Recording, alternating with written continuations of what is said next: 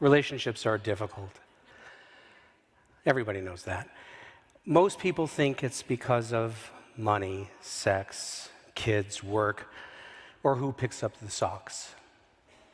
Some people think it's because we're just not right for each other or we don't have enough in common. Look, it's not just you or him or her. There's actually nothing more difficult on the planet than another person. Think about that. We are all difficult. We all come to each new relationship wanting easy. But we also come with our fair share of unresolved, painful experiences from previous relationships. Between love and work, love is by far more complex and challenging. Now, much of the reason for this is based in our automatic neurobiological reflexes, so let me explain. Let's start with that fancy neocortex of yours, the high cortical areas. For simplicity's sake, let's call them your ambassadors. Your ambassadors are very smart, deliberate, but slow. And they're very expensive to run. They're really good at planning, predicting, organizing, languaging. And if I may be frank, they're really good at making shit up. When you think of logic and reason, think ambassadors. Now, the subcortical areas of your brain, let's call them your primitives. They're very fast, memory-based, automatic, and very cheap to run. They're involved in love and sex, but also threat detection by scanning for dangerous faces, voices, gestures, movements, as well as dangerous words and phrases. When you think fight or flight, think primitives.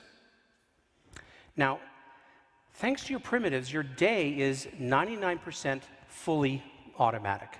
Your ambassadors love novelty, but they have to offload newness to your primitives in order to conserve resources. You can't possibly run your day with your ambassadors in full gear. You would fry your brain. So the primitives use something called procedural memory, otherwise known as body memory. And it works like this. You learn to ride a bike. And in the beginning, your primitives and ambassadors are in full gear to learn this new skill. But very soon, your primitives are going to automate bike riding without much need for your ambassadors. It goes into procedural memory. Pretty neat, huh? Okay, so now you fall in love with someone, and again, your brain is lit up. You want to know everything about them. You want to touch them, taste them, smell them. You can't get enough of them. You are high on drugs. Nature's drugs, not those. Dopamine for wanting more, noradrenaline for focus and attention, testosterone for you know what, and a distinct drop in serotonin so you can perseverate and obsess. You are neurochemically addicted. So you spend all your time together for weeks and months, and you get serious. And this is when the fun begins. Because very soon, your brain is going to automate this new person, and theirs is going to automate you. This is supposed to happen. It's what the brain does in order to function. It'll make your relationship feel a lot easier, and it will lead you to your first really big mistakes, because you think you know each other already, so you stop paying attention. You stop being fully present. Your primitives are relying on procedural memory to run your relationship. And that memory includes everyone and everything of an emotional importance in your life. And that primitive brain of yours is going to read your partner's thoughts, feelings, and intentions through that memory lens. So it's kind of like this. Why are you giving me that look? I didn't give you any look. Why are you using that tone of voice with me? What tone? Stop it. What? That? What? Okay, that's the sound of two nervous systems misfiring, and that is our nature. And that will happen. And it will be a problem if you don't understand your automatic brain. Now, as a couples therapist, I can tell you that fighting in and of itself is inevitable. There is no relationship, without conflict. In fact, if you are a conflict avoider, you will appear threatening to your partner. The real problem isn't that you fight. It's when you do, one or both of you threatens to leave the relationship. A relationship can survive fights. What it cannot survive is loss of safety and security.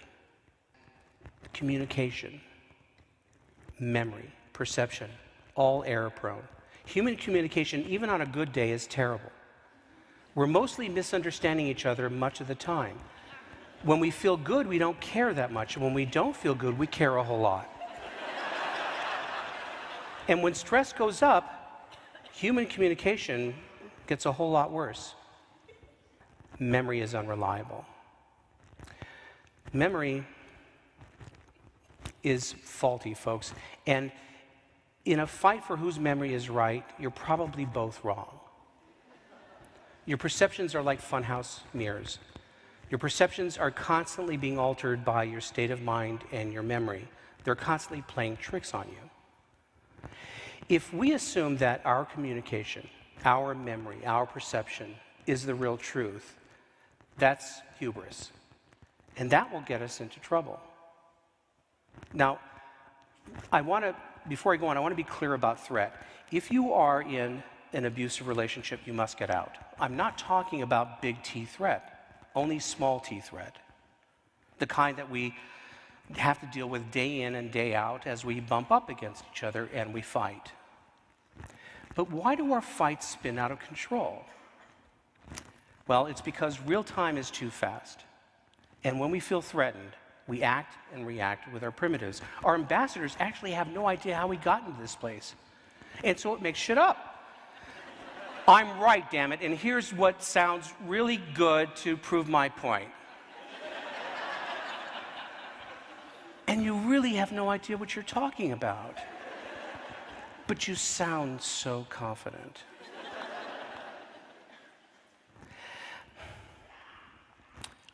I want to get to the fun part here. Since all of you literally carry around your own neurobiology lab with you wherever you go, here's a few experiments you can run in the comfort of your own home. The next time a relationship moment turns tense, change your position. Go eye to eye and face to face. Notice what happens. Oh, and by the way, if you tend to fight a lot while driving in the car, it's because you're side to side, and a glance is a threat trigger. That's why you should never fight in the car, or on the phone, or while emailing, or while texting. We're visual animals, and we need our eyes in order to regulate each other's nervous systems.